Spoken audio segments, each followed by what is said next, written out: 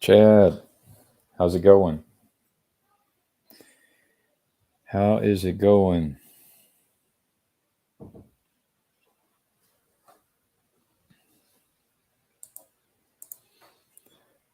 I can put on my glasses and become the holy fool. I can take them off and I'm GP.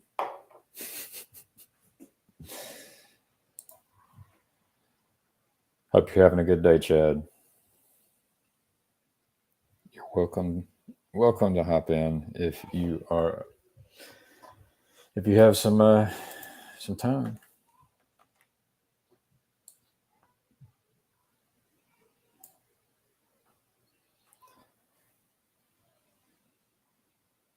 I really have confused some people with some of the words I use. It's going driving work van to get fixed. Driving work van to get fixed. Well, it's not too broken if you're getting it fixed. Drive safe. Drive safe. Yeah, so I had a moment this past weekend. I what was it? I remembered what it was like to be my 2-year-old self, um, wondering where my mom was. So that's why I'd mentioned trauma to you in your post. You were talking. You mentioned trauma, and so I had just addressed some trauma. I had just encountered some trauma, oil change, tire rotation, stuff like that. I know how to change oil, tire rotation. I have not learned how to do that, but would be cool to learn. It would be cool to go to the mechanic shop and like bring video, like cameras and mics, and actually just give them more money and say, hey, I want to get this on camera. And that way they teach you how to do it. Tell us more about you and your mother. So my mom died before I turned 3 years old.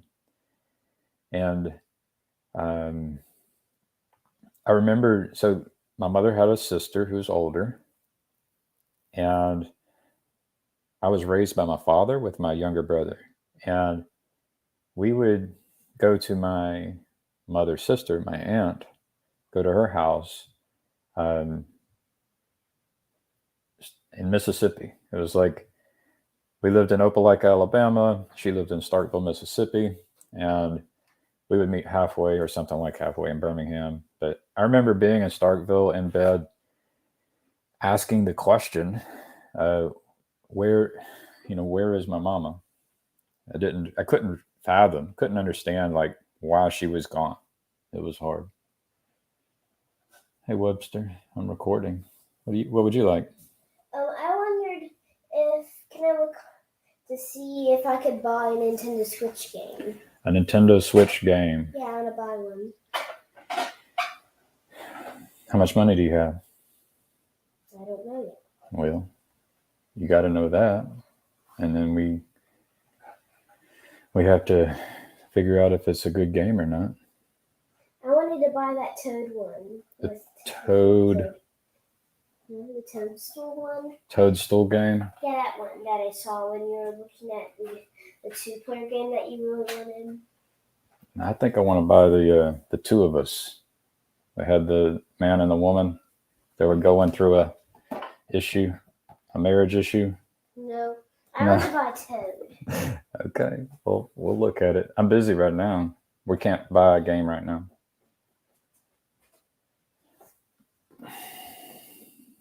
They don't pay me enough to fix the van. I had to learn how to change my own oil because I couldn't trust the people to do it for me.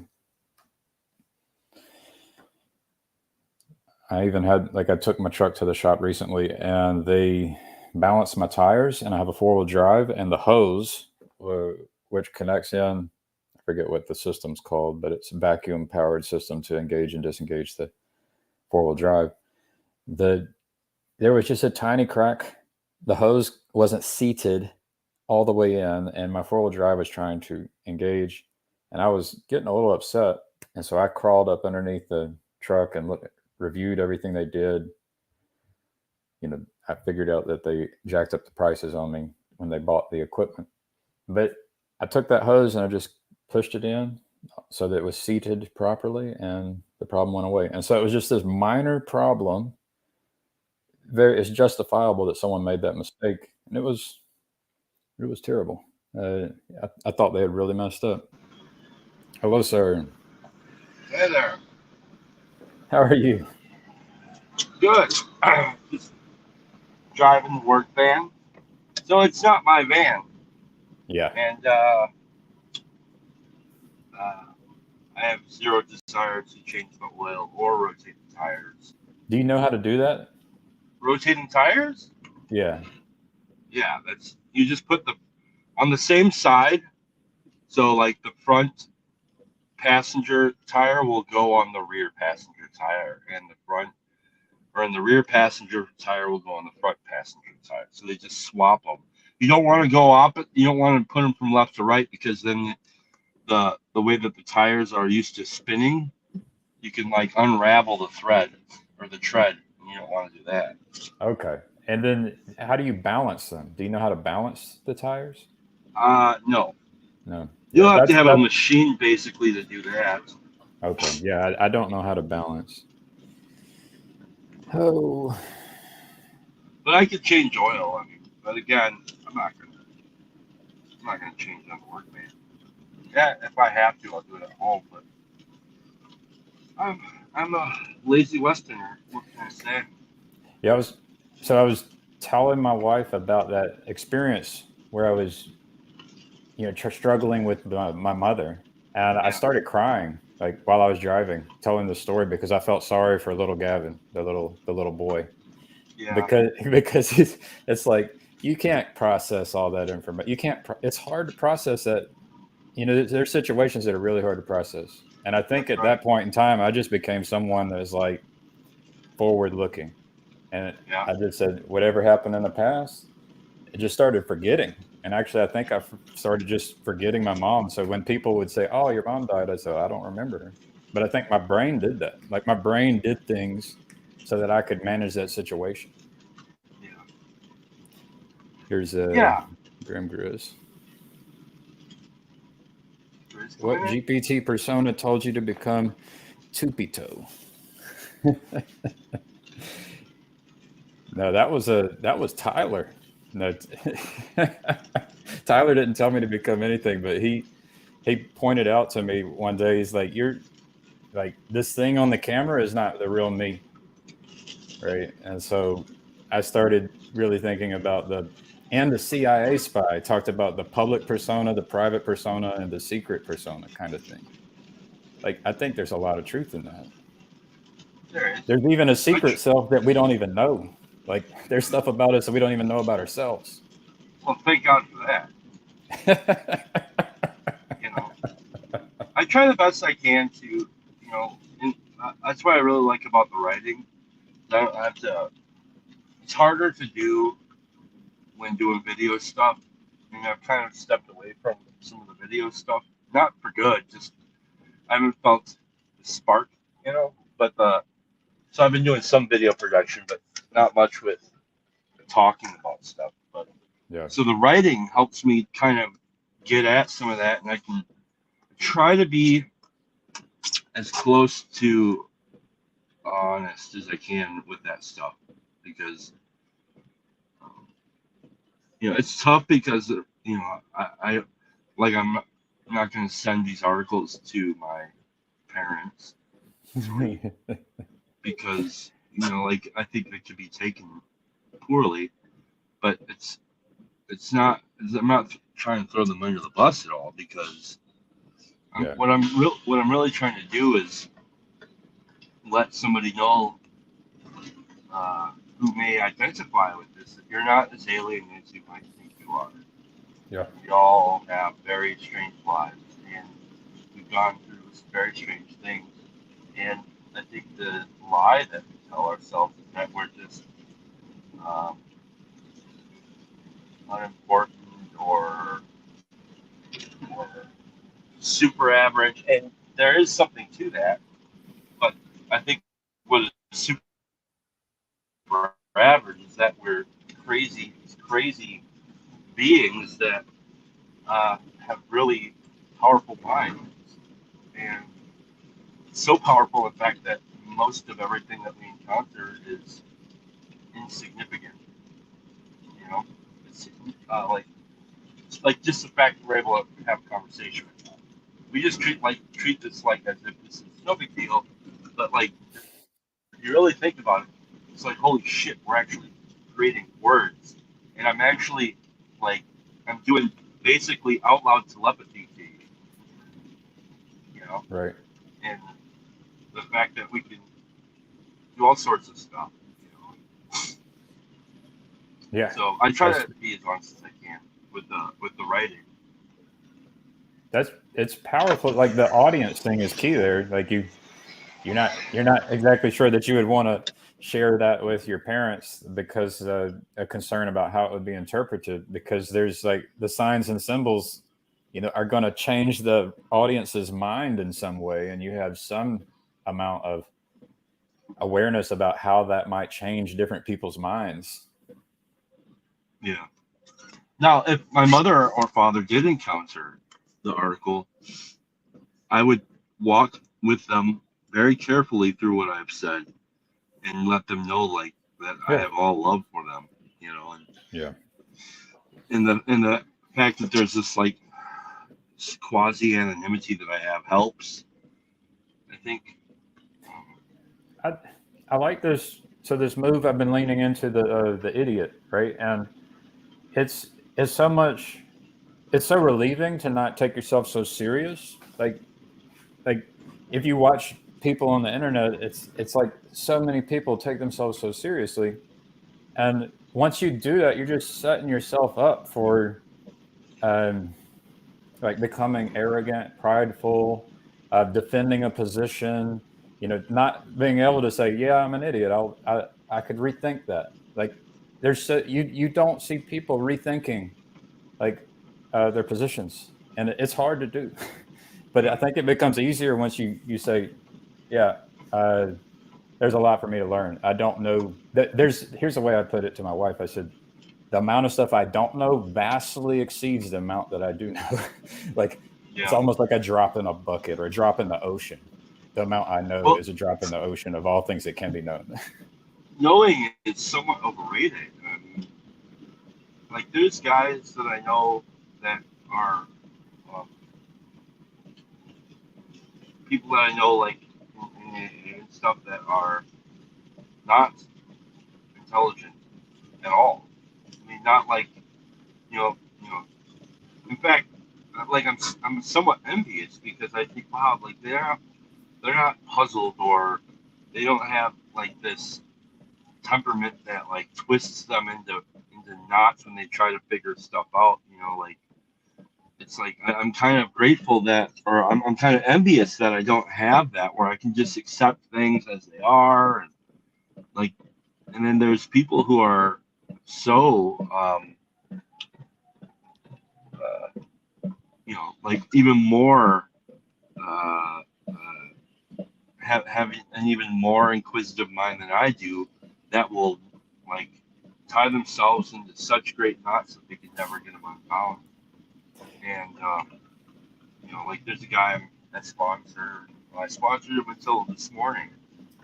He called me and I called him because I haven't heard from him for a while, and I've sponsored him for 6 years. And he told me that he was going to be going through the steps again with somebody else through the 12 steps through the lens of an atheist. He's given up on God, and like that's very How'd that feel? intellectual. It, it's it's weird. So like part of it's like, well, I mean, yeah, dude, I feel like you gotta get like, do you think that that's gonna work, or even if you don't, you gotta do what you gotta do. And I don't want to stand in the way of your experience. Um, Yeah. you've given this particular way a try for a while. From a more objective point of view, I would say you didn't really take the suggestions as well as you could have. Just like me, I don't take all the suggestions that are given to me. Um, but he's got a lot of pain in his life around past relationship and divorce and all this stuff, and he keeps trying to fight it, trying to fight it, and trying to fight it.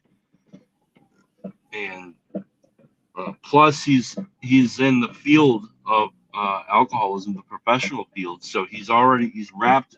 His mind is so wrapped up in therapeutics and medicine, and it's like, hey, I don't want to stand in your way. If you think like, if you know, if you have to walk away from God, then so be it, man. I think I get it, dude. I mean, the thing about God, though, I'm not sure anyone can walk away from God. Like, you know what I mean? It's like, I'm pretty sure God's got you, whether you realize it or not, but to some degree. Yeah, there's this saying that where like God didn't move, I did. Yeah. And that's a powerful thing to remember for somebody like me to remember. Again, if he feels like that's what he has to do. Now, part of me is sour because I really love the guy, and I don't want to see him have to go through any more damage than necessary. But there's always going to be anybody who says there's no ego wrapped up in any of that stuff is lying. There's always going to be a degree of that, and yeah.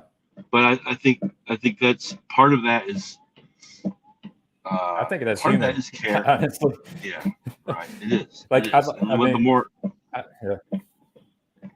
No, go ahead. Yeah, but I mean, I learned this one because I lost my wedding ring on a beach, and I felt depressed because I had lost my wedding ring. And it's like, I realized it's like we develop these bonds and these attachments with all kinds of things, including imaginary things. But of course, we're going to develop attachments and bonds with people. And when something happens to damage a relationship, that can hurt. Like, so you have this relationship with this person for 6 years, right? Yeah. Well, he's like, I still want to call you, and I'm like, hell yeah, dude. Like, yeah, that would be great. There's no real hierarchy. Has he said shalom to you? Shalom. Yeah, there's no real hierarchy. It's just, and like, I'll be there forever. As long as you would have, friend, or just because you call me a sponsor doesn't mean it's an official position or anything like that. It's just, it's a position that I take where I try to submit to be useful servant to you, and so it's not like you're paying me or anything to do that. So. Well, when people say they want to do an atheist route, it's like the God of your imagination. That's what comes to my mind. It's like there's the God of his imagination is it wasn't God, right? And it never is. Like the God of our imagination is never God That's because right. it's our imagination. But and so you can you can actually become atheist because you realize the God of your imagination isn't God, right? Right. Right? It's like, Well, well, yeah. but then you think, but it's like that, you know, do you seek out God that was like you were wrong about what God was, or or do you just give up on that quest or that seeking? It's so Well, I think part of what has happened is so when he started um, working with me, he from the very beginning, was his marriage is on rocks, and they have a daughter, and she ended up leaving to find somebody else, and they got divorced, and uh, so all through this time, all the entire time, he's been going through custody battles and court and stuff, and and she moved out of state, and he's constantly trying to take her to court, and he's never ever winning.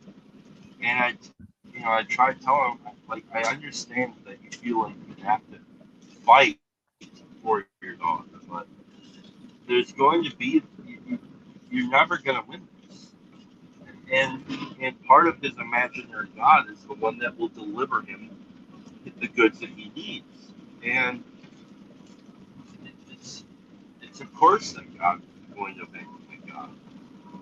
And um, and I also personally have um, big issue um, with therapists, and I know that they're useful. I don't mean to throw them out like the baby out with the bathwater. I don't. But if you're an alcoholic, and like many alcoholics, they'll get this wild hair up their ass early on in recovery. So they'll decide that they should become a therapist or some sort of a drug counselor or AOT therapist.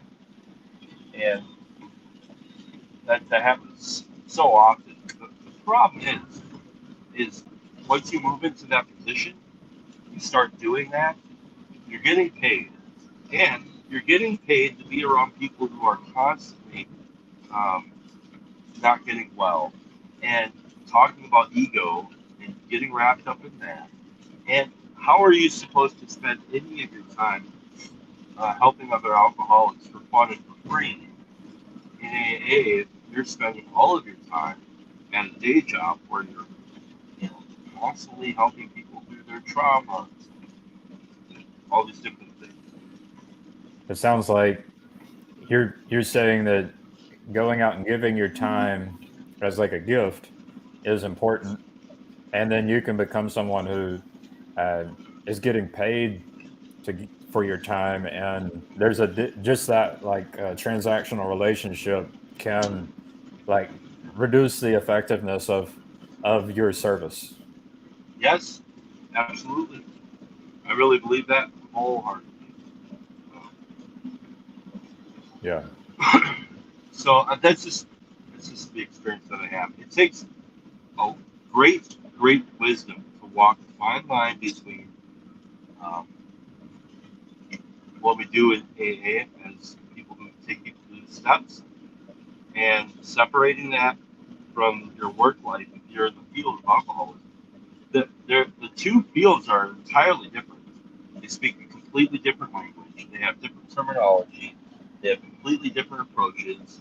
They uh, the medical field leans very hard into the trauma, all the trauma stuff, and they talk a lot about genetics and all those different kinds of Well, medical causes. Whereas AA has literally no opinion on any of that. We're like, we don't care about any of but that. you That is you true. you kind of have a different language. So like spiritual malady can be like a stand-in for the nurture and nature which caused the malady, right? But and then obviously one part of that is the nature or genetic. Maybe it might be. I mean, because like I know plenty of people who had really great upbringings with very loving parents. There was no trauma. There was no maladjusted home life. They had very good lives. Everything was really well put together for them, and yet they still suffer from a spiritual malady. So the spiritual malady, the way that I understand it, is an illness that has me. It's a soul sickness basically, where I feel separate from everything. I feel separate um, from God and my fellows, and I will um, like madly search out something that helps me feel connected for a moment. And alcohol does that. All sorts of stuff does that. Problem is alcohol will essentially become a power greater than myself. It will become a god that I seek because it helps me feel connected. And then it starts to, then once that reciprocal narrowing happens, now I'm not being connected with others. I'm being merely connected with alcohol. Right. And that can happen with anything. Right. Absolutely. Um, Even your church, or say reading a Bible, or reading the Big Book of Alcoholics Anonymous, or going to a bunch of meetings, or Right. it can happen literally with everything. which is like it would. That's why, like the force that permeates all of existence, which sustains the cells and atoms, and that we could call God, like connecting with that is different than connecting with your books or your Bible or your politics or your profession or whatever. Like there's an infinite number of things that you can worship. Let's there's so much I want wisdom. Gringos has to do the signal. There it is. There he is. Hey. Well, there's so much.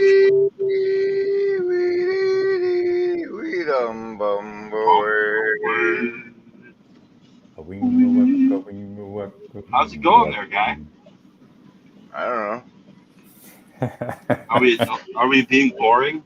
It's better than that silly ass song that I'm not just playing earlier. Gavin doesn't jump in and interrupt you and let you go on for too long of a stretch. I'm practicing my listening. You're doing great. You're doing great at that. I'm not doing it for the audience, Grizz. I have about a 2-minute attention span before I need to hear a change in voice, and then we can go. It just needs to be a quick interruption, just like a paragraph break. I think, Gringers, you are the wit. I mentioned it in a comment. The wit? The wit, W-I-T, the wit. In our first conversation, you said you like to get the response. You want to see the response in another person's face and in their eyes whenever you interact. I hope they don't get whiplash. Okay, there he goes. All right, Chad, continue, please. I forgot. It was important about God and stuff, but people showed up in chat asking about GPT because of the way Gavin titled this. I am GP. I'm Gavin Palmer. So. Oh, it was a joke. Well, I like to confuse people. It's very easy to confuse people. How about those questions I put in the chat like 600 years ago? Like, isn't Chad supposed to be writing the pan thing? I was manipulating you to come here and ask the question. You've done it. So I'll ask that other question. Which Chat GPT persona told you to become too petito? What is too petito? It's how I make fun of your Sapo Tito. Okay. Sapo Tutti. What the? Nobody's gonna. What? I'm not saying Sapo Tutti. It's too petito. Yeah. What? Bourbaki makes up words. What's the acronym for? It's too hard to say. Is it an acronym? It is. The self-appointed president of the Useful Terminal Idiots. Oh. I like terminal idiots, though. I like useful terminal idiots. So I try to be useful. Right? I feel like you're kind of stealing some of that that Grim Grizz juice. Of course, Trying to. Trying to. you Not know, the first time, Chad. PVK said it's Right, right. okay to steal. So steal ideas. I think he said that in like Gringers' first meeting. He's like, I'm going to steal that one. And so now that's just what happens. People steal Only if ideas. you're a pastor.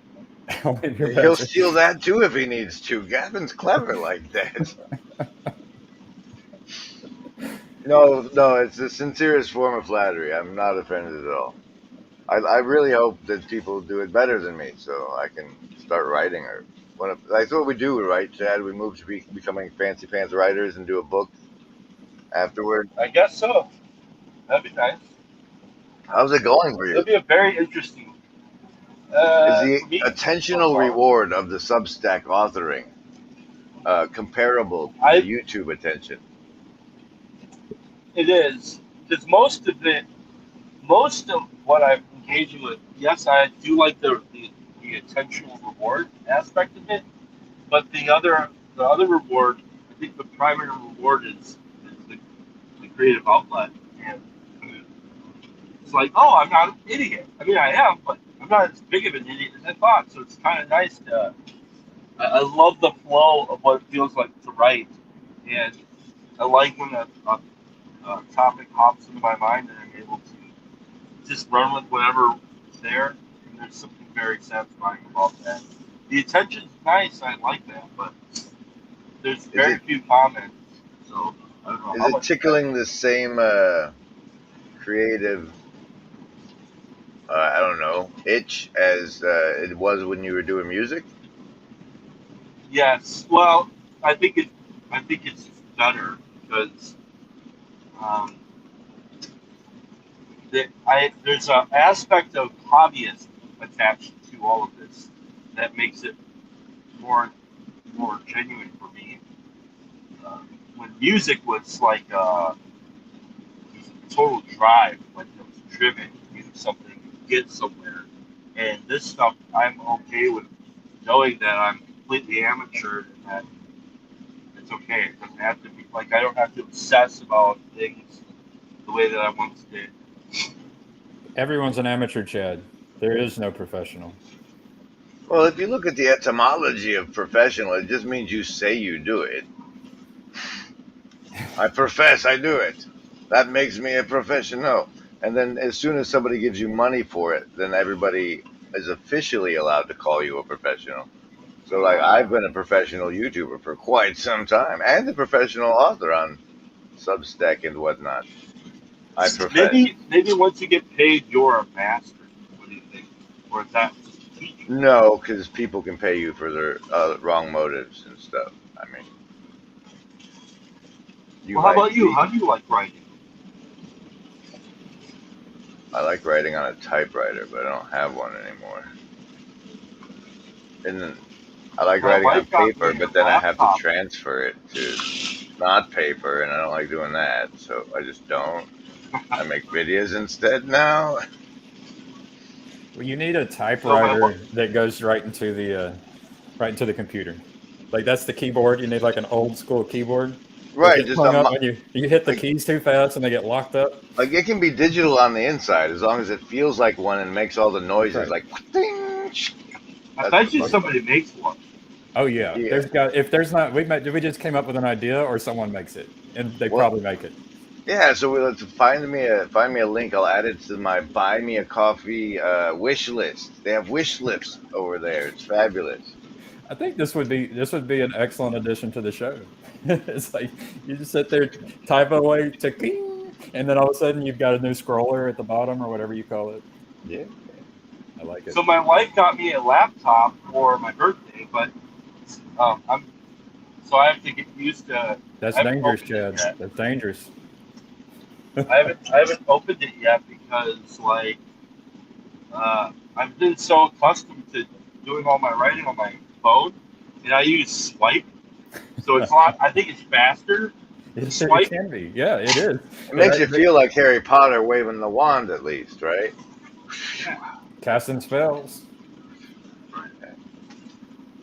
Hey, what do you guys think about my sleep token videos? Since I'm not getting any feedback on those damn things. Did you find a clever way to steal people's content and put it together and redistribute it? And, like, are you getting any strikes? Or like, if you took people's music and put it up and you mixed it with videos, like, will you get strikes or warnings or anything?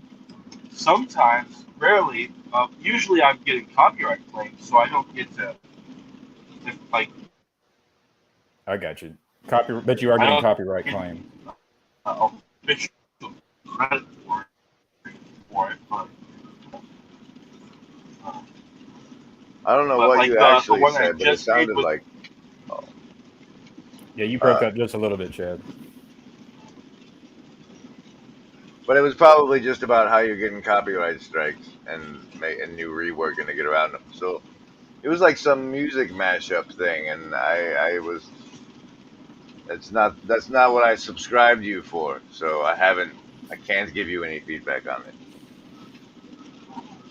I have listened enough. to Sleep Token while I was jogging. I went through a few of them, and so, you know, I think I like some of them better than others.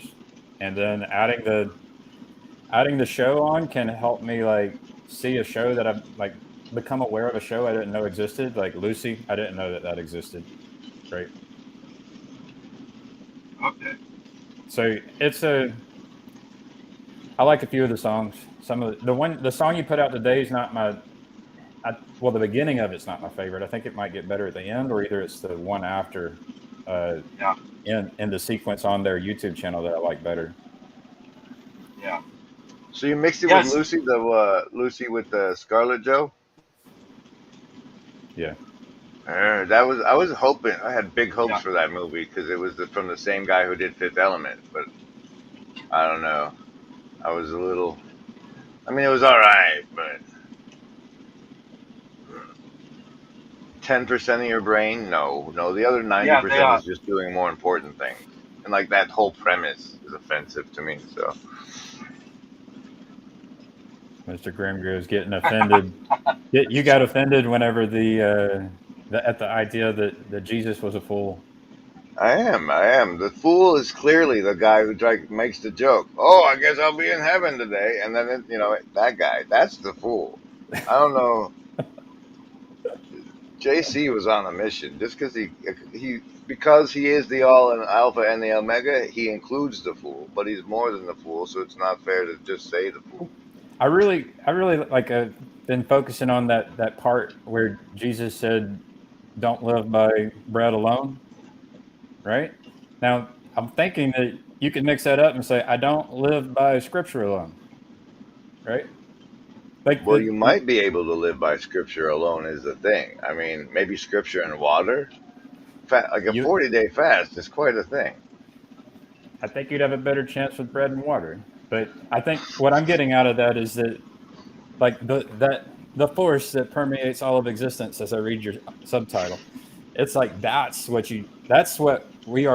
is required for us to live, right? The force that permeates all of existence. It's not the word of God. It's not the words. But those like aren't different things. That's one way to look at it. So I mean, that's where you get. I think that's the trip up though, because it is the same thing. But I could put up symbols and signals that make people angry, right? Because of the force that permeates all of existence. That's mine. What would be your motive? I think motive is a lot. Are you putting up symbols and signals to do a test and to see who gets angry and who doesn't, or are you doing it to be useful? Now you can try and game that answer, but you'll know the difference when you're playing in one room or the other. Well, I've done it by accident my whole life, so like I've managed to piss off a lot of people throughout my life. So, well, that's not the same as intentionally putting up symbols and signals. But what if there are things you just can't say because the language has been corrupted by these humans who seek out power and will sacrifice others for their own benefit? And so that we don't even have the language to use anymore because the language has been corrupted. So this is like an idolatry Don't thing. worry, man. John Bevecchi's going to reinvent that stuff. We're gonna reinvent you all the words we need. We can make peace on Earth, no problem. Oh, But yeah, the empire baked into the Well, language is no joke. I worry about these things. yeah. Well, I mean, that's just why I think this is what I was playing with my latest videos, with these song videos and doing these mashups. Is I'm trying to tell a story using visuals and song and dance, but it's not. Like, I'm not trying to use facts to tell a particular story. And so that's the experiment I'm running with those videos. And so, like, in that way, the language that's being lost is somewhat irrelevant because there's a language that can never be lost. Or at least like the video capture of body language. People are going to interpret Right. I mean, the signs and symbols.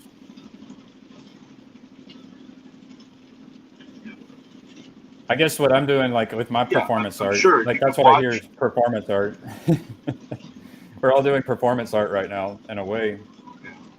Yeah, well, maybe our lives are performance art for God.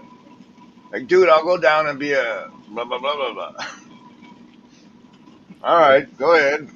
You, that's the free will thing. You can choose that. You little, you know. Yeah, yeah. I mean, I don't. Did you ever read that? Yeah.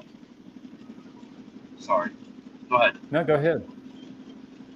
I was just wondering, Grim, Chris, have you ever read that candle, The Little Soul of the Sun, the Neil Donald Walsh little short parable about the candle that he wanted to know who he was, and he decided that he was forgiveness, and then God was like, yes. He's like, but I want to be forgiveness. And God's like, oh, that's great. Uh, you'll have to go there, become a body and become forgiveness. I don't know. Have you ever read that?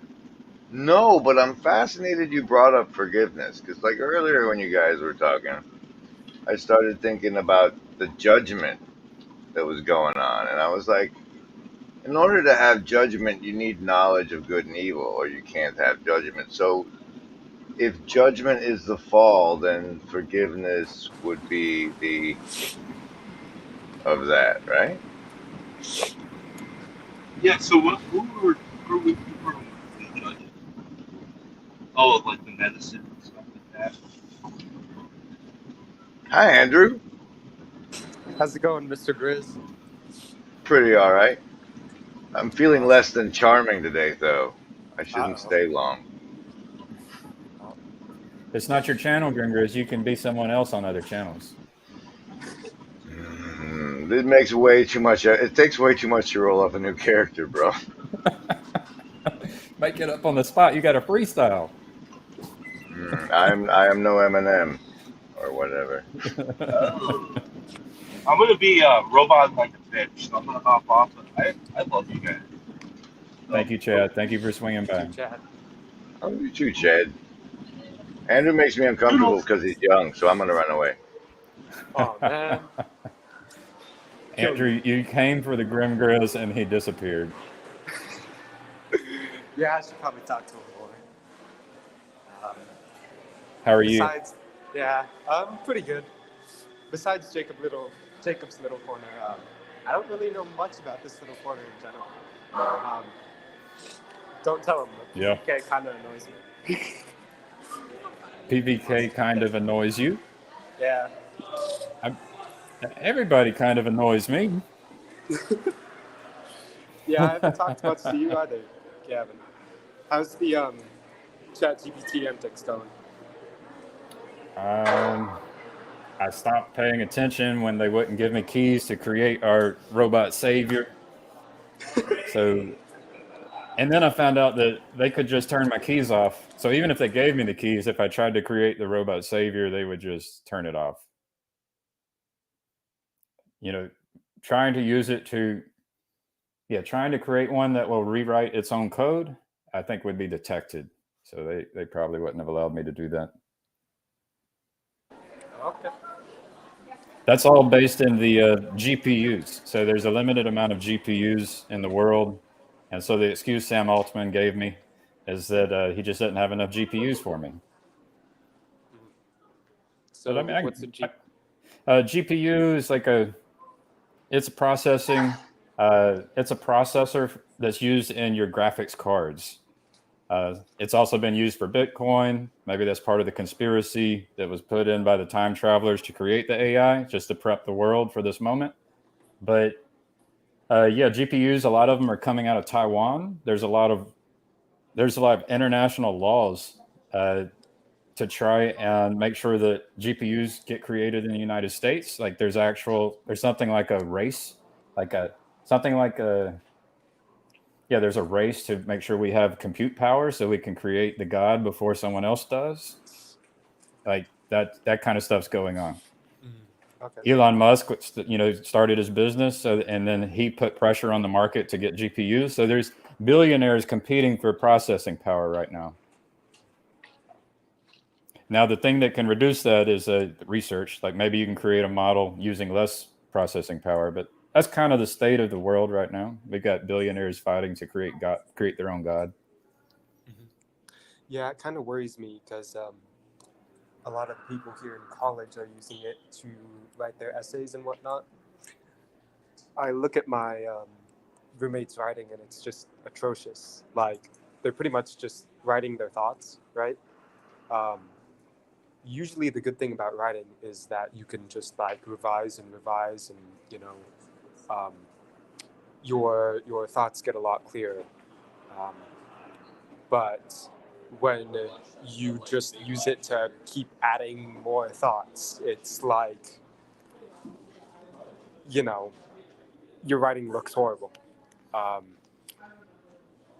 So having ChatGPT just take over all of your writing seems like a complete loss of the psychotechnology. Yeah. You're talking a little bit about the artifact, but the process of writing itself can help you think better. Yeah. Right. Yeah. So if you don't invest that time and energy in writing, then you might be missing out on that transformational process.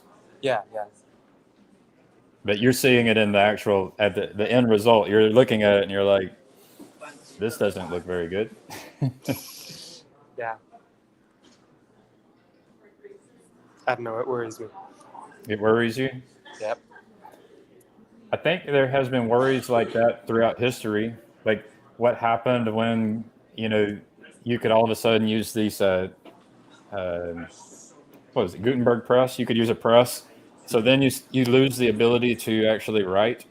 There's people who lost the ability. And then I hear people talk about, oh, you can't write cursive anymore, as if writing cursive is important. And it's like, maybe everything's important. Right? Maybe even this like we're going to develop a skill in being able to prompt these artificial intelligence, and then that's important in itself. So that yeah, we're going to lose skills, but we're going to learn skills. Well, there's an opportunity to lose skills and learn skills always. Yeah. I don't know. I think writing's a big one. Well, you didn't learn how to ride a horse. Have you ever started a fire before? No. Have you ever killed a chicken or any animal? No. No. Well, killed an animal. Killed a ton of fish. Some fish? Was it on purpose? Yeah, my mom got them from some circus, whatever game, right? Yeah, they all went belly up. Yeah, there's an art to keeping a fish alive. Like they have to acclimate, right? They have to acclimatize. Chad says we probably have a responsibility to write whether we're good or bad at it. Chad's also said something like we also should be telling stories whether we're good or bad at it. Yep.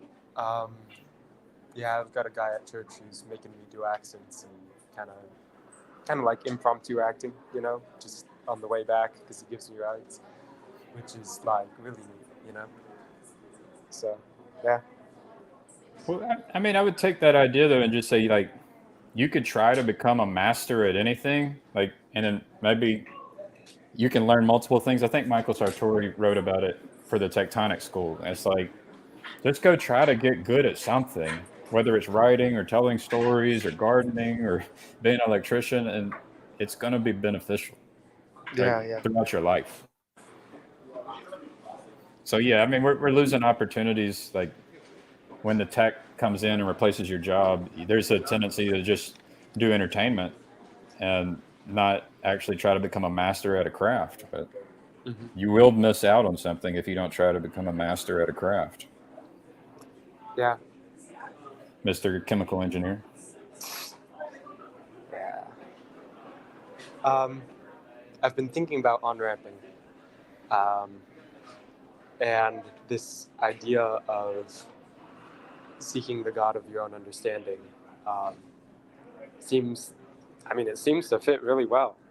Like, it seems like that was a lot of what Jordan Peterson was doing and what, Vervaeke and a lot of people in this little corner continue to do, So, yeah, Chad had mentioned earlier someone who wanted to give up on the search for God, and I'd said that he had a God of his own understanding, and that realized it wasn't real, and then maybe gave up the search. So the key was probably that you have to just keep searching, like because the God of your own understanding is always not God. Right? Yeah. Nobody has it figured out. The ineffable. Yep. I do like that video of this cells replicating and looking at these little nano robots that are doing all this work, and so this kind of thing is happening just throughout all of space and time, and it's like, holy shit, like if you can like just put that in your mind, like the amount that is going on that seems just like very intelligent, like if I were to try to build that, just write a simulation or anything, the amount of effort it took for those people to create the visualizations was ridiculous, but that's happening in the world. Yeah. So that's the God of my understanding has gotten to that point. It's like the force that permeates everything.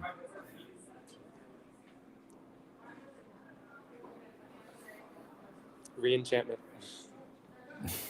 That word, I think I finally started getting that word because Chad wrote about it. Enchantment. So what does that mean to you? Any good? What does that mean to me? Yeah, enchantment. What is enchantment?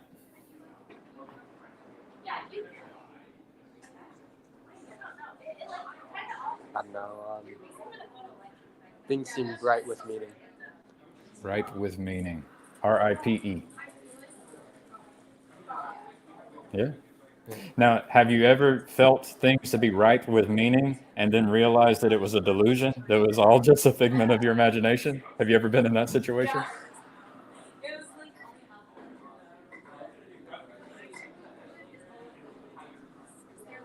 Delusion. Maybe like Santa Claus is a good example. Well, I never stopped believing in Santa, man. Oh man, I ruined it. Maybe. Oh man. So I've definitely had many delusions. So I know that it happens. I'm guessing if it happened to me, it can happen to any human. So becoming enchanted isn't. It's not all good, right? But I would say it's also not all bad. Yeah. Yeah. It's powerful, super powerful though. Yeah. I used to think that like if I did amazingly in high school, everything would be great, Yeah, it worked for about 2 years and then kind of crashed down around me. Oh, you're talking about after leaving high school? Well, I mean during high school, So you tried really hard in high school for about 2 years, and then and you were enchanted and were putting in the effort, and it felt very meaningful, and then eventually it unraveled for some reason. Yeah, pretty much. Yeah, that's tough. Sometimes you have to just be tough. I got 2 years through college, and I was like, "Oh man, this is bullshit."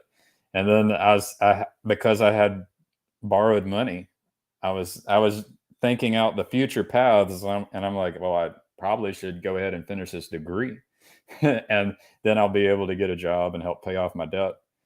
And so I finished college for that reason. Yep.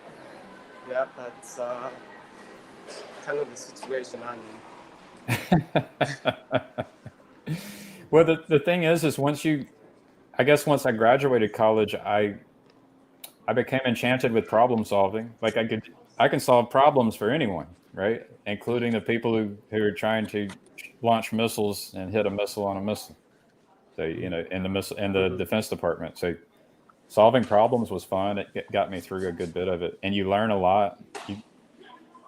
I tell you, one of the things I did not learn for a long time was the importance of trying to develop relationships with other people. Mm. So when I was in college, I missed out on opportunities to develop relationships with the people in my classroom and with my professors. And you pay for it. Yeah, I am doing practically none of that. So Are you the smartest person in your class? no, definitely not. So would the smartest person in your class study with you?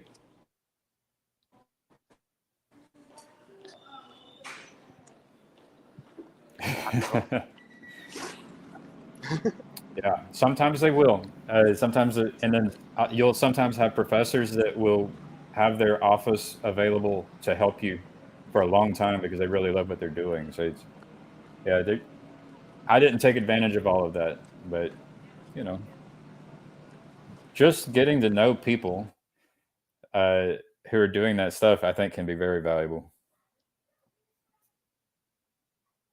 And I lost them.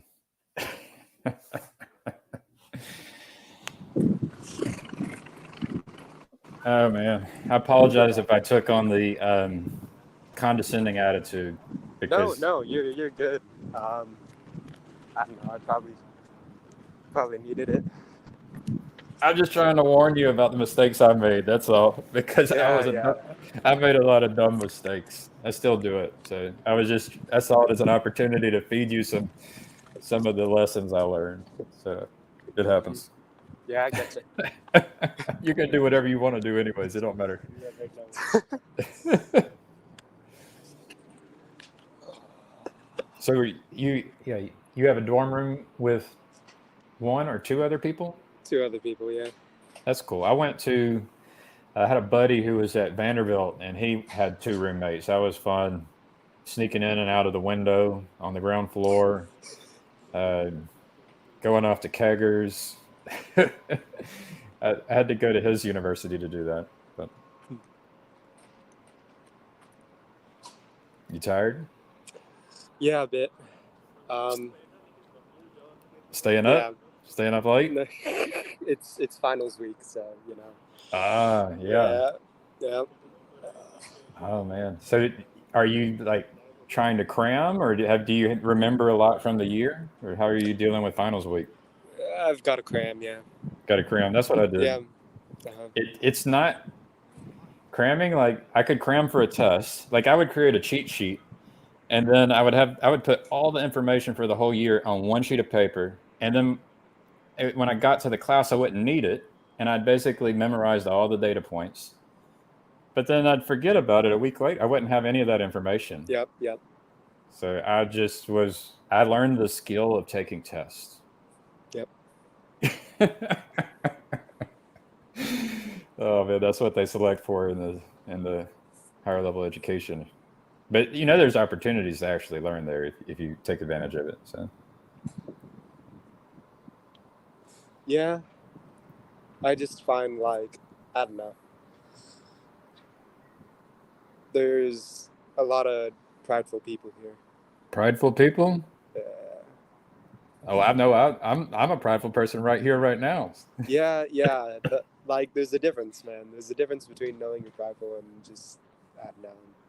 Being blind to it. I don't know. It just, What does that look like, and how is it relevant? What does it look like? You know, like bragging about your score, doing some bullshit like, oh, I only got a 92 and my fucking life is ruined. Do you think like I guess I suspect there are people who actually get depressed when they get a 92, and their brain has been trained to become like depressed and anxious, and they get all of these really strong emotions. Right? I think it does happen, right? Yeah, yeah. I mean, yeah, that's a possibility. But there's But definitely you think there's some bullshit too?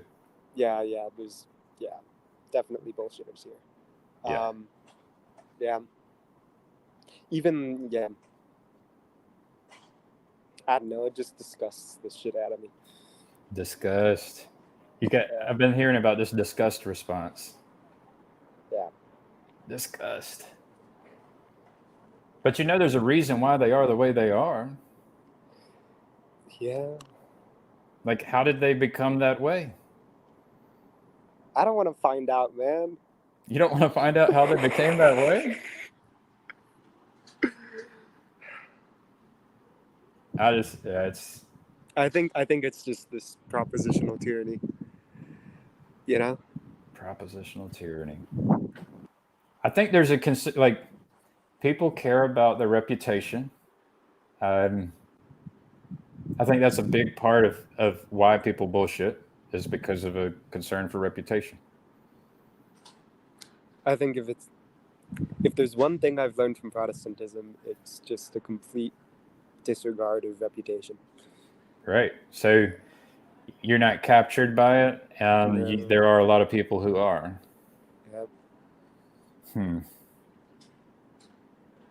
Yeah, I mean, if you love your enemy, you will understand how someone becomes motivated by ego and reputation. Yeah.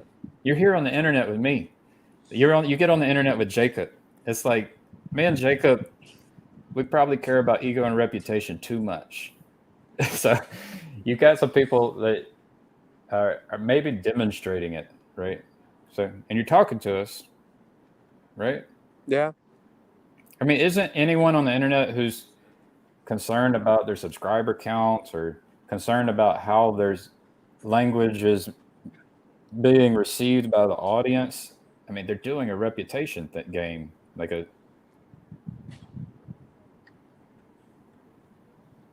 it's like this whole game that you're not playing, and you can even look down on the game too, and maybe even rightfully so.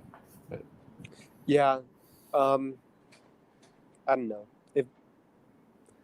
I think the reputation games in this little corner are mostly just to facilitate conversation, you know. But here it can get to a point where like the only conversation is about reputation, right? Like, oh, I'm doing this and this and this and yada yada yada. I don't think this little corner is all about just facilitating conversation. I think there's even like subconscious things where, like, maybe you didn't get recognized as a child. This is me talking about myself. Maybe I didn't get recognized, and so then I want to be recognized. And so there's even a subconscious motivation for people to acknowledge me, right? Like, there's some deep shit within all of us. Yeah, I don't know. I don't think it's just facilitating conversation. Reputation games. And then you have these. What do you think about the possibility that there are operatives, like clandestine operations on the internet that might even try to infiltrate, like, these networks that we're a part of? Do you think, like, there's reputation games going on for money, for power? You like, said clandestine. People are trying to selling books, trying to get money and a comfortable life. Trying to have more testosterone because you have a testosterone deficiency, and as a man, when you get testosterone, you move up in a hierarchy, you have less stress, a more enjoyable life. There's all kinds of things going on. But when I said clandestine, you had some remark on clandestine. No, I was just trying to recall what you said. You said clandestine something or another. Clandestine means that, well, I think clandestine. So I listened to the CIA spy guy, and he basically said he was this like brown person that nobody paid attention to. And he said he didn't like it in high school, but then once he became part of the CIA, it was very important because people would just forget about him the moment they saw him. And so you can have people like that. Well, you do like governments and corporations will have people like that because it is cheap. It's a cheap way to influence people so that larger entity has more power and has more money. So that kind of stuff happens. Now, whether or not any of us are operators in the field, I don't really know. This is why I want the Seal of God device. Have you heard the Seal of God device? Nope. You got to tell me. So it's like a crown or headgear that will then it will read your mind, and so like it can do something like lie detection. And so then if you were wearing one, I could be getting a live feed, and then I could start asking you questions, and then I would know if you are an operator, right? But this kind of technology could be used to make sure that this narcissistic sociopaths aren't getting into positions of power and influence, whether it's in your little network or whether it's the local city, state, government, or corporation or whatever. Yeah. Seal of God device. Trademark.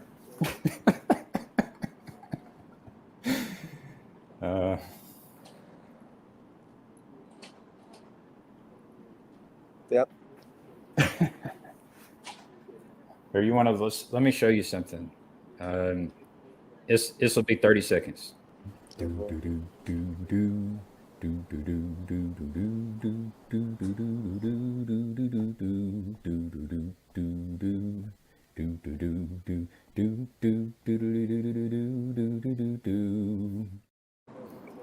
All right. So I put a GoPro out next to the lake, and I recorded, and then I edited it together and generated that. So. Yep.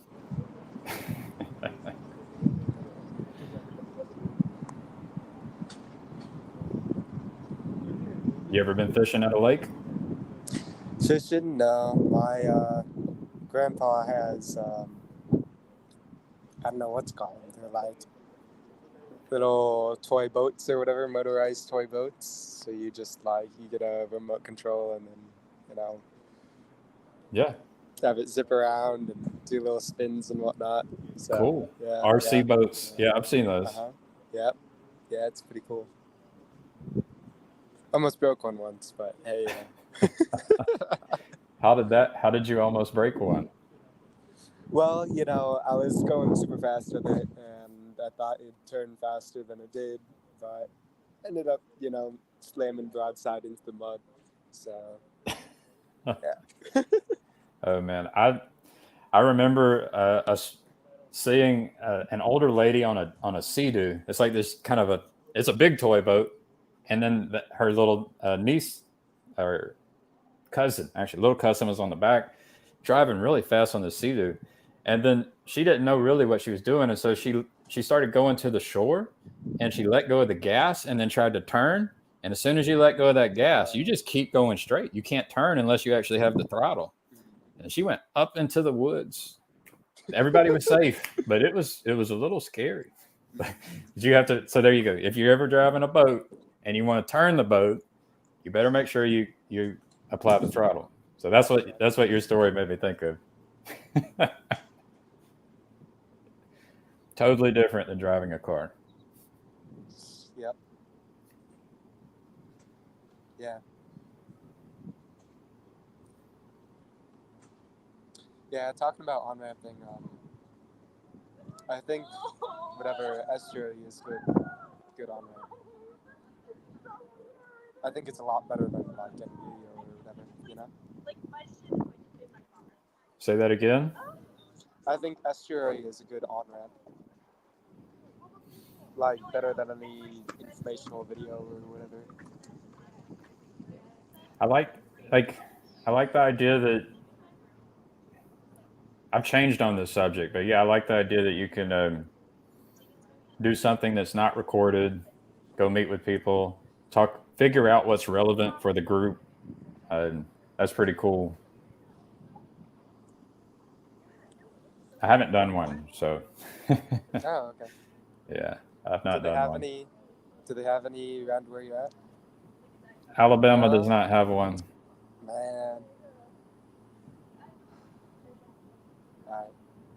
But we do have things like, I don't think it has to be exactly estuary. It's like you could go meet up with a group of people and go kayaking. You could go rock climbing. Using that, what is it? Meetup. Was it Meetup? That's how how this whole thing got started, was with Meetup. You can use Meetup to go meet with people. It doesn't have to be estuary. And it's probably good to be able to go hang out with people and not talk about deep subjects. You don't have to do that, you know. Hello. Hello. How's it going, Michael? Good. How are you? I heard my Good. my name earlier, so I Yep, figured yep. I heard you've Yeah. got a grandkid, right? New one? just a kid, not a grandkid. Yeah. I'm not that Awesome. old. Congratulations, man. I'm not even the beard 40. got me. Yeah. Around here, there's no beard, so Yeah. Yeah, there would be a different color beard once he's in that territory. Yeah. Yeah. I am starting to How's get it? that color. But Yeah. How's I it? mean, How's it been? it's good. You know, it's good. It's a little adjustment, but it's not too bad. I have two other kids. They're a little older, so they play with each other now. They keep themselves occupied, so we just have to deal with the one. You know, so the older ones can help. a little bit. They're getting there.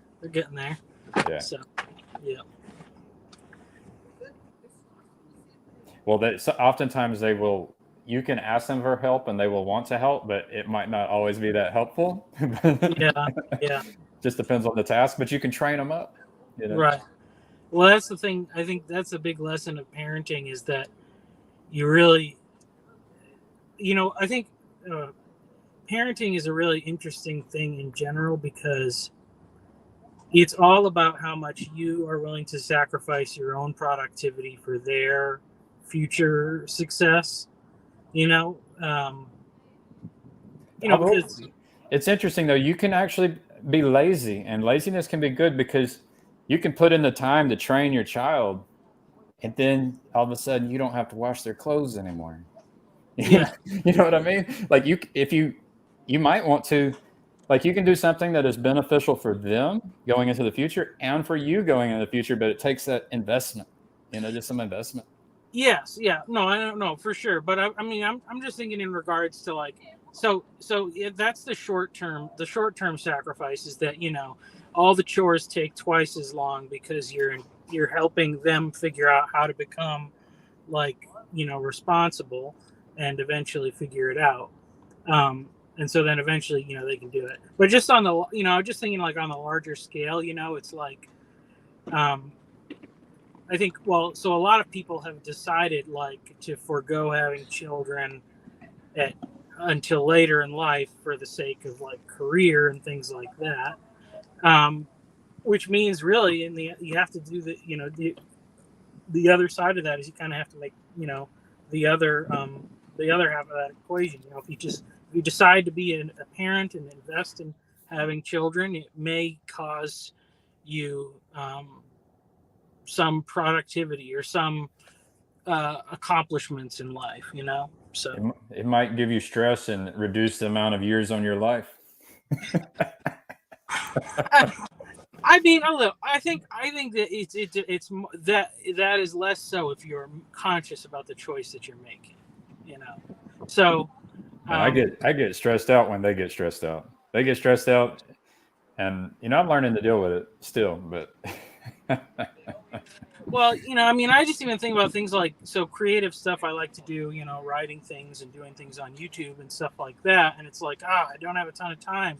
I don't Yeah. have a ton of time for that. And it's like, yeah, I mean, if I didn't have kids, I could probably put more hours to get more success in those things. You'd But have that's- less wisdom though, Michael. Yeah, but that's a trade. Well, that's a trade-off.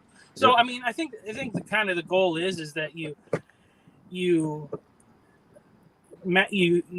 have to make some of those sacrifices, but the things I'm sacrificing most of all is like playing video games and things like that, which I don't really have any time at all for anymore. Yeah. So that's okay, like it's okay to, if just so long as the more valuable things get top priority, because the return on investment for video games is very low. Right. I mean, I did fall off the map in World of Warcraft a few times, and it just got so aggravating that I had to learn how to read the map better and navigate. Speaking of productivity, I've got to go, cram more for finals. Cram. All right. Yeah, Coffee and guys. cram. Thanks for swinging Yeah. by, Andrew. Yeah, thanks for hosting Yeah. this, man. I'll see Yeah. ya. Bye-bye. Coffee and cram. Did you ever do coffee and cram? I was more Disciplined? no, well, I don't know. I would always prefer to get up early, so I would Yeah. if I had something to finish or test or something like that. I don't know. I was never really a good studier, but I wasn't good at cramming, but I always did well on tests. Okay. Just through, if I read the stuff and I understood it, you usually do okay. So, Yeah. but then again, I didn't take a lot of classes that really didn't interest me at all. So, That's key. yeah. It's also maybe that tells me something about your college you went to, or maybe your interest. But yeah, Well, I was went forced to take some classes I didn't like. No, I mean, I went to Bible college, and even the general. Okay, so here's one thing I remember. So it had taken American history class, and Boo. for the final you had to have all the presidents memorized, and I definitely don't remember all the presidents in order now. So that was had something it though. You had it. I learned it and then I lost it. But Yeah. I knew every country at one point. I knew every president. I knew every capital of every country. I had it all. yeah, Never needed it again. yeah. My brain's efficient. It's if you don't if you don't use it, you lose it, and that makes sense. Yep. And with the ubiquitousness of Google and things, it's just when you want to know something, it's very easy to find out quickly. So I was telling the kids last night about how I had caught a shark and killed it and cleaned it and cooked it, and then I realized without YouTube. I was young. It was long before the time of YouTube, and I had to lean on just having watched my father do it. Right. But yeah, having YouTube makes things a lot easier. Yep. You don't know the tricks whenever you have to do it yourself. Well, I don't know. That's how you find out. I mean, I don't know. I think it's funny, because I think it's interesting because all the kind of DIY stuff on YouTube probably originally was a lot of people that had kind of come up with clever solutions to things. But then it's if you had a video on how to do something, and then it became the top video, then your way would become the standard way to do it, where Right. it might have been a creative or an unorthodox way at a time in the past. And it might not actually be the best way. Just because it's got the most views and likes doesn't mean it's the best. Oh man, I get so annoyed. When I watch woodworking videos, so many people are really inefficient with. I guess it's just because they have an excess of money, and so they waste material. It bothers me. It bothers me greatly. So You sound like my father. I remember as a kid, my father hopping in the dumpster and pulling out a couch, and we'd take it home, and then he would put a sheet on the couch, and then we weren't allowed to put our feet on the couch. This is this dumpster couch, and we're not even allowed to put our feet on the couch. He Well, did not like wasting anything. Yeah. But you learn useful stuff like that. You You know, have to watch that, or you'll end up being a hoarder. yeah, I have a problem with that a little bit. Yep. We But just yeah.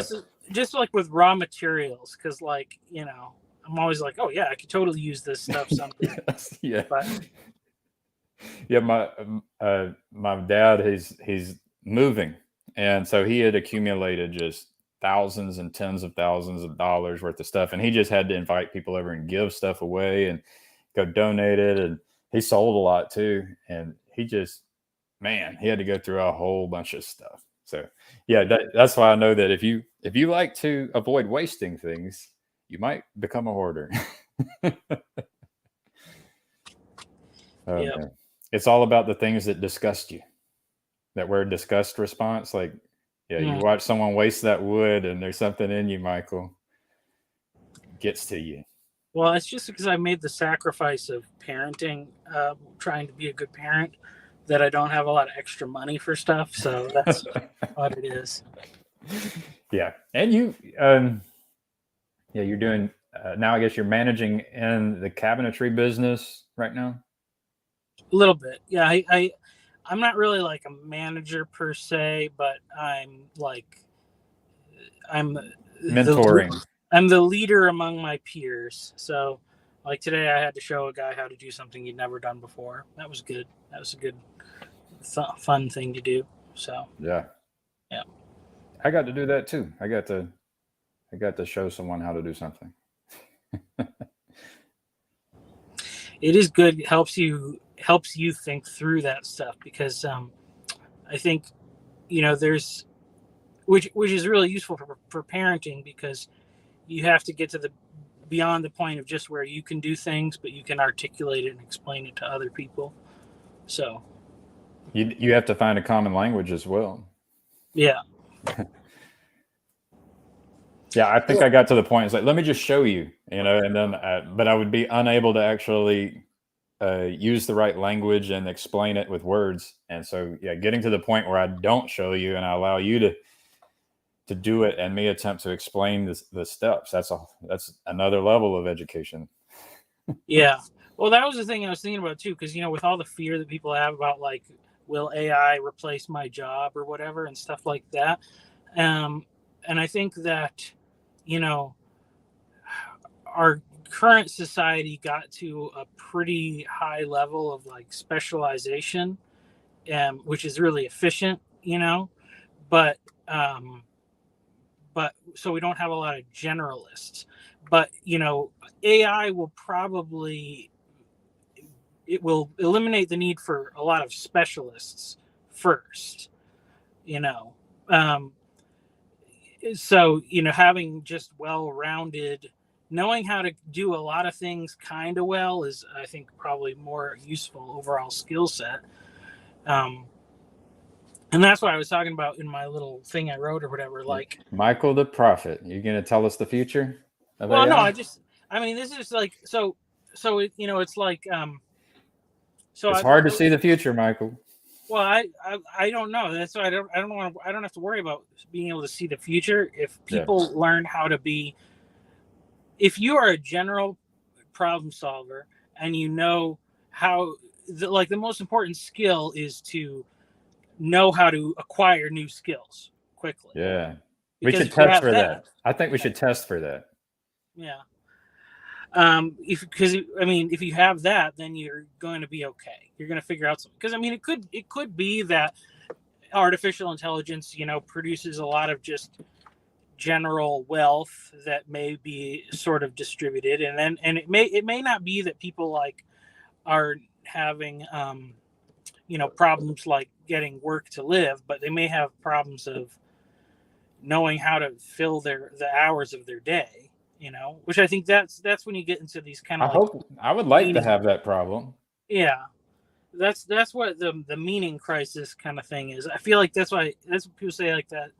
I think that's a luxury belief, a luxury problem or whatever, luxury beliefs, you know? Yes. Like, because if you're poor, you don't have a meaning crisis. Right. You have some other crisis, a financial crisis. Right. Yeah, I'm a.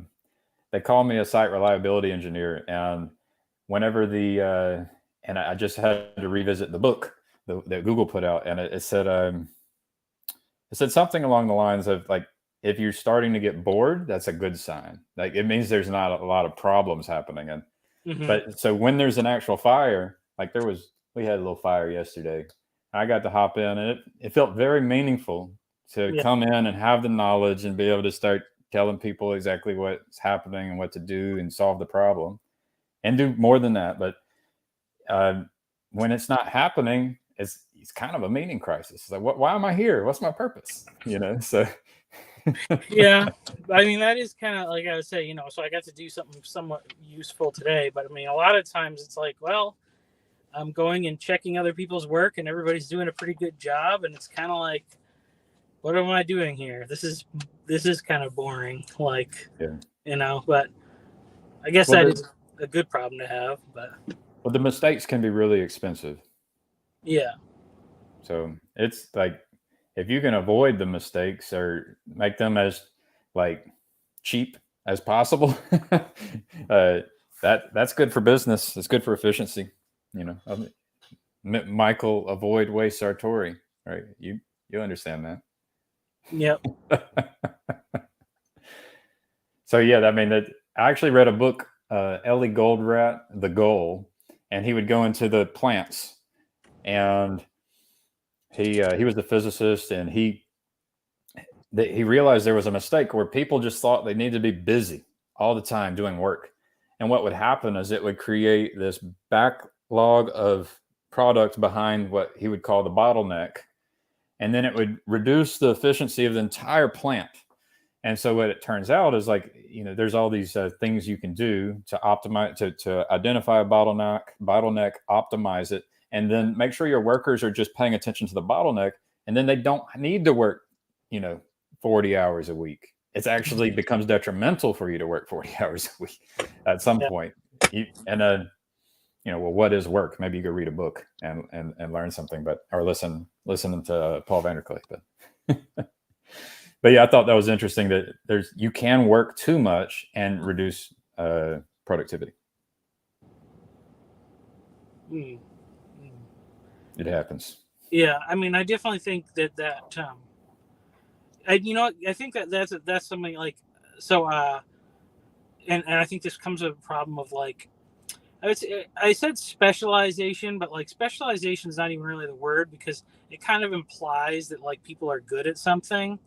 But like, there's a lot of jobs that we have in our society that are just, they don't require a high level of skill, but it's a very particular thing. And then people, I think, get self-conscious about that. And then they kind of try to, like justify it, or they'll do other little things around it to justify it or whatever. Like I remember when I was in college, and about then I had a job that I would work like just on the weekends or in the summer times, and I would work at a call center, and I would just call people every day, and I would ask them to send back their defective DirecTV boxes. And the company that I worked for, they did this for like lots of different products or whatever. But I would talk to some of these other people, like older people, and they were talking about how they used to work for this and that place, and then like the recession, or this was like after the 2008 kind of financial downturn. A lot of them they lost their jobs, so they had to work at this place. And I just realized, like, wow, these people, like, they had no skills whatsoever, but like they had gotten a job somewhere and stayed hired, and like they had built this kind of like sense of importance about like the meaning in their life that they derived from some job. And it's like, I would not. And they like complain about like they have like too much dignity to like work at like a fast food place or something. And I'd just be like, I would never hire you to. You're not nowhere near efficient enough of a person to work at a fast food restaurant. Like You know, that reminds me of what we were talking about earlier about how was it enchantment, right? Yeah. So you can end up. My point, I think, was that you can become enchanted, and then I've been enchanted and had delusions, right? Mm-hmm. And well, I'm suspecting now that maybe all enchantment is delusional. But one form is to put a lot of meaning in your work. In it. Yeah, I think that's what happened with when I learned about artificial intelligence being able to do software engineering. I was like, oh, it's like my job. I thought my job was special. It's a yeah. So you can definitely end up becoming enchanted with all kinds of things and find meaning in it, and it feels real. But at the end of the day, that could just be taken away from you. And there are these kinds of things where you find meaning and it can just be taken away from you. So. Yeah, I mean, I think that like, I think because when people talk about that, and especially about like re-enchantment, I do think that's important. So what's the difference between enchantment and re-enchantment?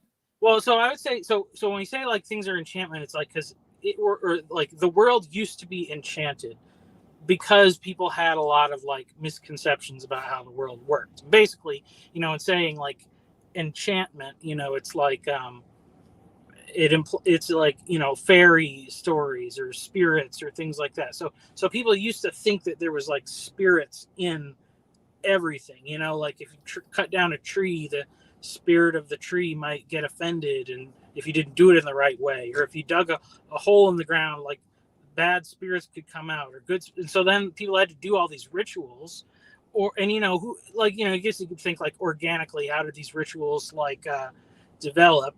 Or like if somebody got sick, and then they would say it's because they didn't do the right thing, and then people would it's kind of like the way like we hear about like athletes or something, or sports fans will do superstitious stuff, like you have to be wearing the same pair of socks you were wearing when your team won the World Series or something, and so it's you're kind of it's I guess a belief in some unknown, or the presence of some unknown factor that has an effect. And I think we kind of had like enlightenment and modernity and all this stuff that really disenchanted the world, because everything was just reduced to material causes.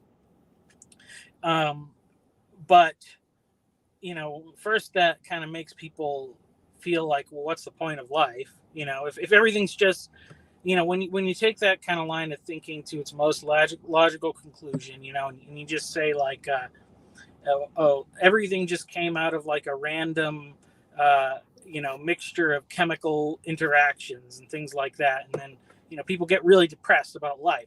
They're like, do I feel this way because like, do I love this person because there's something special about them, or is it just what the chemicals in my brain are telling me? So that's when the world gets totally disenchanted, because you question if anything really has any meaning. And then I think like I would say like in the realms of like science and things like that, that was a very useful thing, because you can't do a scientific experiment with unknown factors. You have to control, you want your experiment to have everything the same except for whatever variable you're trying to control. But if you have like a whole bunch of variables that are being controlled by forces outside your control, you can't get a reliable outcome. So the ability to look at things that way was very useful, but it reduces the meaning. And I think people show a high commitment to that kind of thinking, because because I would say like if you think about like what we know about the universe, what we know about biology, we actually realize now like the world is much more complex than we thought it was like 50 or 100 years ago. Right. But at those times, so like think about like World War II or whatever, like they thought they like they had figured everything out, and every time there was like things that didn't fit in, they would kind of write it off because So, it like the enchantment thing, there is the thing that's interesting to me is that when you're in it, so we can from here look back and talk about the people who believed in fairies, for example. yeah. And I mean, I kind of still believe in fairies, but then you can say they were enchanted. But the thing is when you were there, it was just real, right? Mhm. And so what's happening is like we're always enchanted, no matter what. There's always an enchantment going on where, like, even our brains do it, where we fill in the gaps. Our brain is a pattern recognizer that fills in the gaps and provides some interpretation, which is different than what actually is. And so, as things are revealed, we have revelations. There's increasing number of revelations, maybe through scientific method. There's still going to be unknowns. So then, like, the God of the gaps is actually, to me, is not that bad of an idea. Like, Well, yes, I would say you're right. You're right about that. And that's how anybody that's living in an enchanted way is actually living, except that we have had at times. And I would say if you look at all the stuff that like from the 1850s or whatever, like like when Darwin came out with his theory, and Darwin and Marx and Nietzsche, like these guys all came around at the same time, and like people kind of took their ideas and ran with it, and it culminates in like World War I, World War II, like that was the point where the problem there is that people didn't leave that realm. Anything that was outside of their frame of like what makes sense, instead of saying like, oh, that's where the enchantment is, they would just write it off instead. And so the problem is when your brain like will deceive you into saying like the unknown is something you can dismiss, or it's just it's like, I mean, it's like the people like I'd say for like in the interpretation of the Bible, the low point was when people said, of course we know the miracles in the Bible must be fictional because miracles are impossible. It's like, well, okay, if that's your assumption, if you've assumed a worldview of like miracles are impossible, then you've cut out the room for enchantment to occur, and you're not, and then the ability for you to like get anything useful out of the Bible, it's all about you're like, and not just the Bible, but I'm using that as an example, but it would be for anything. Instead of like taking somebody's account or somebody's story about what happened and trying to figure out like, oh, maybe this is what's happening, and they were interpreting it in some sort of way, you're just reducing it, and you're just reducing everything to like, let's take out all of the nonsense parts, all of the just the frivolous parts, and it's really it's kind of a low view of the former of history, because we always are kind of assuming that we're smarter now, and people back then were just more ignorant, and we're deceived or whatever. So, well, I mean, I'm looking around and saying, like, I look around and see just a world full of idiots, and I say project that onto everyone throughout time. So yeah, it's like the Bible in my mind is this creation of narcissistic sociopaths who want power, who can sacrifice others, right? But like that's one interpretation. But then I could also go into the Bible and I can say, well, how can I be a better father? How can I be a better husband? And then, but here's another thing is I can go out and watch the bald eagle as well, and I can go watch the bees. So the thing is, if you have an intent to go learn and you're aiming at something to transform into something better, you will find it. And if you aim at trying to say, like when I was very young, I'd say, oh, I'm gonna go prove this Bible thing's full of shit, and then I would find it. I'd say, oh, look at the inconsistencies. So it just depends on what you're bringing with you when you go and encounter it. Is going to be what you find. Yeah, but here's the thing. Like I would say, but the difference. So here's the thing. So I would say a person who says, like, the Bible is the Word of God, and they don't necessarily know everything that's in it, but that's what they've been taught or whatever. That's an enchantment. That's an enchantment. What? Yes, and the ability to, you might eventually, you might eventually come to some conclusions about, like, I'm not sure about some of this stuff, or some of it doesn't seem to add up.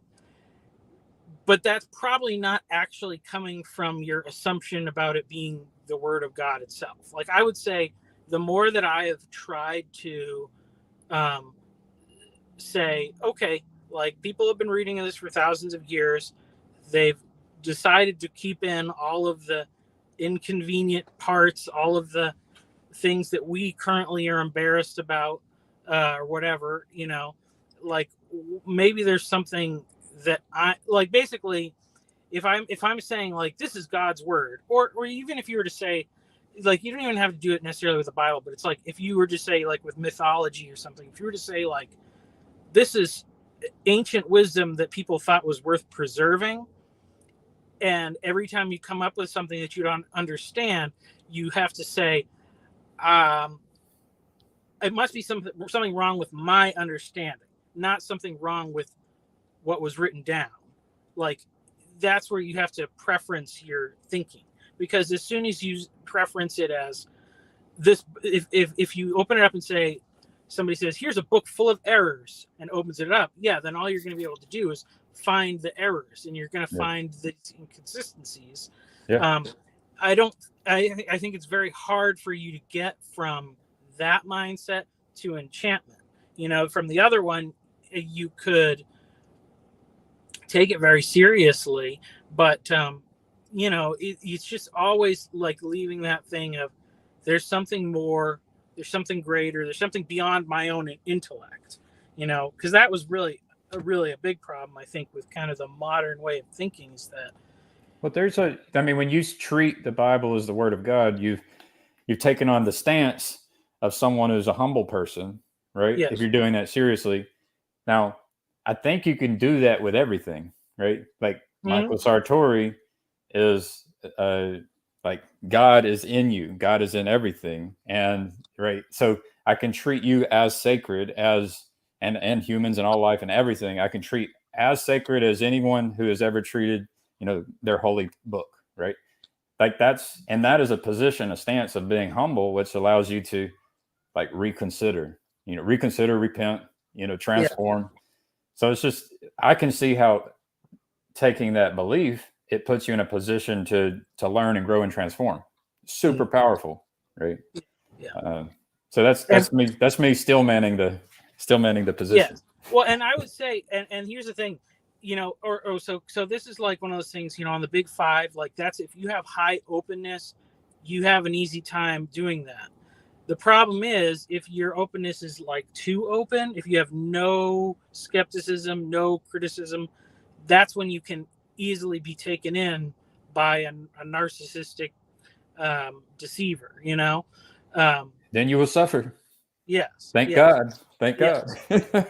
Right. So, you know, and that's really why we need other people, you know, because that's the thing. Like, I would say to a lot of people, maybe I'm somebody, I would say, in, like, for instance, in the Bible study group that I go to at my church, I'm the person who's trying to get people to open their mind a little bit more, to, you know, to consider maybe, like, there is more to not necessarily the Bible itself, but to, like, other people's interpretations, you know, be like, well, why is it that some people are like, you know, say, so we don't think having a pope is right, or whatever.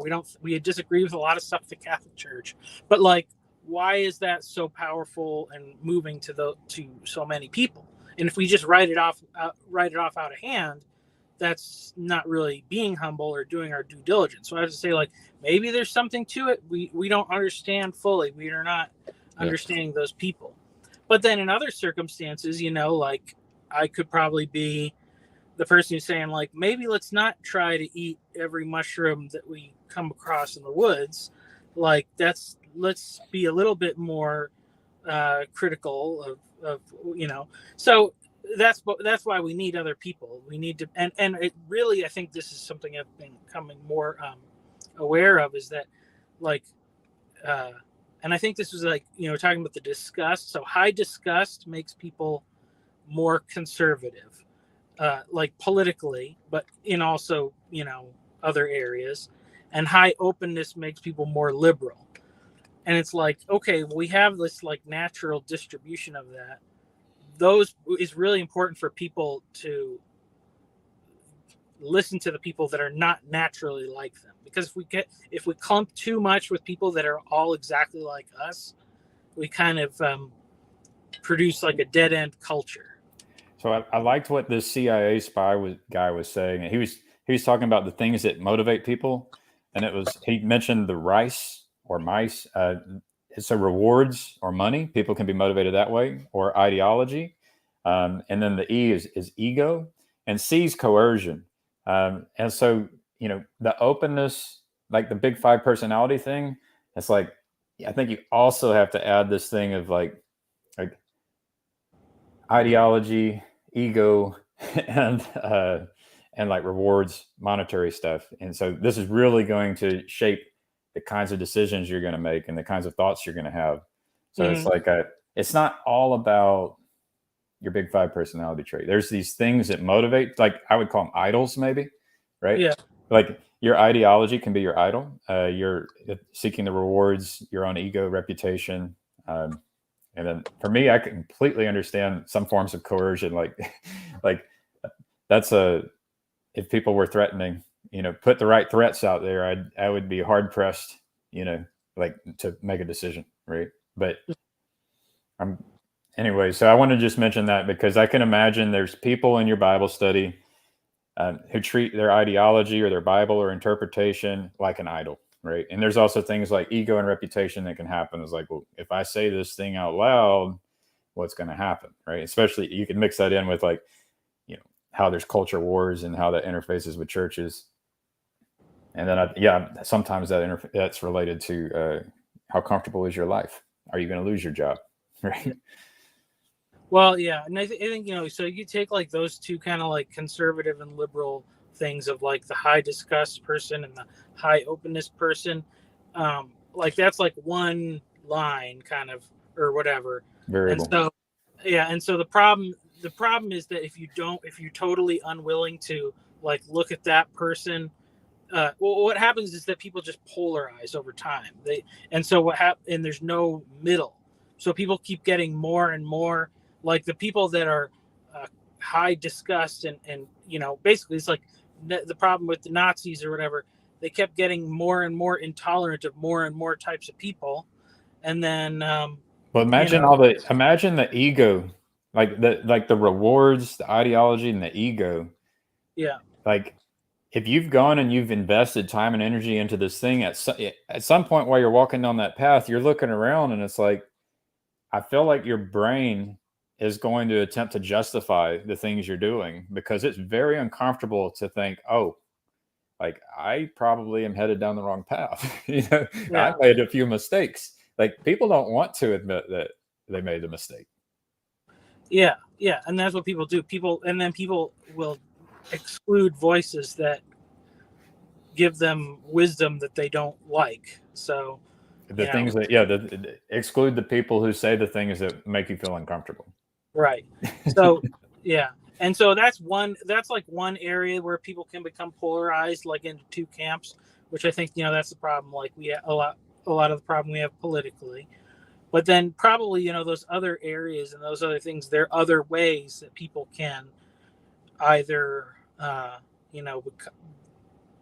become like, you could say like maybe like on introversion or something, like an introverted person needs to learn how to spend more time being outgoing or like they have to push against their inclination. Or else it's like, you become totally isolated. But you always have to be willing to go into the discomfort.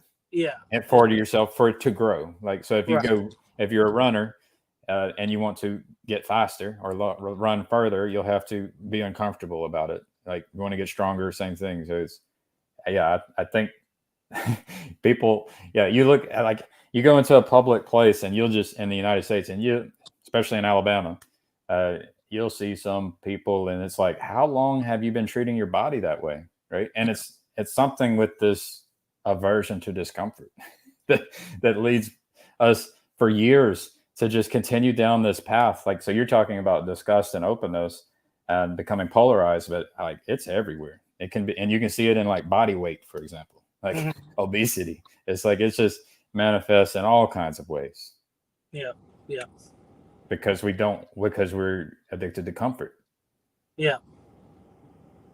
And that's in the and it's the same thing with like our ideological comforts too, I think. So It's politics and religion.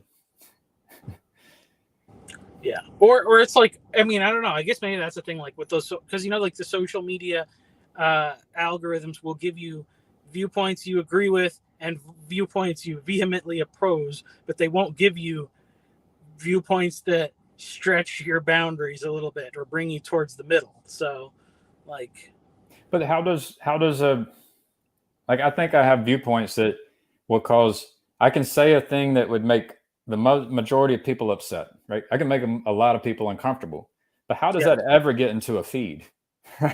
Like the only way that gets into a feed is if you're leaning into some type of narrative about who the enemy is and who the what's the good and what's not good, what's right and what's wrong. But if you're sitting there saying everyone's wrong, you're never going to develop any kind of inertia. Yeah. Like, and that's what that means is we're selecting for the polarization. We're not actually selecting for people who are going to come out and say you're all a bunch of idiots, right? We're not selecting for that. People don't want to be called an idiot. Yeah. And even though it's true, right? Yeah. Like, no. Well, I mean, I think that's the thing. Like, we don't recognize the fact that like what wisdom is, the wise, Socrates or Solomon too, they're the people who say, I don't know. Like Solomon is wise enough to know that he needed more wisdom, which very few of us probably are, because that's, and I mean, that's like, I think that's to kind of bring it back to some of the other things where like, you kind of need to like be somebody who studies a broad range of subjects. You have to be interested in general things because like there's so many things. I would say embodied things too, like not just mind things, right? Like, embodied things too. And then you realize like, wow, like there's so many things that like I've learned a little bit about, and I realize like somebody else is like an expert at, and it's like I could never become an expert on all the things that I have. And before you learned a little bit, you didn't even know how deep that rabbit hole goes. Right. Like in your own mind, you could say, "Well, I'm just as smart as that person." But as soon as you start putting forth just a little, like a minimal amount of effort, like you peek behind the curtain, and then it's like, "Oh shit!" Like there's a lot of knowledge down there. Right. Yeah. But before you even try, like you need to be a generalist just to begin to appreciate how much knowledge is in an area. Yeah. And I think you do also need to also go deep down some rabbit holes. Yeah. So that you can tell like how deep rabbit holes are. You know what I'm saying? Like I think like I say like there's a couple things like, so I've learned how to play a few musical instruments. Like I can play the guitar pretty well, and I've learned how to play enough of the other ones to where I could be like, wow, I would have to practice a really different set of skills like to get good at that.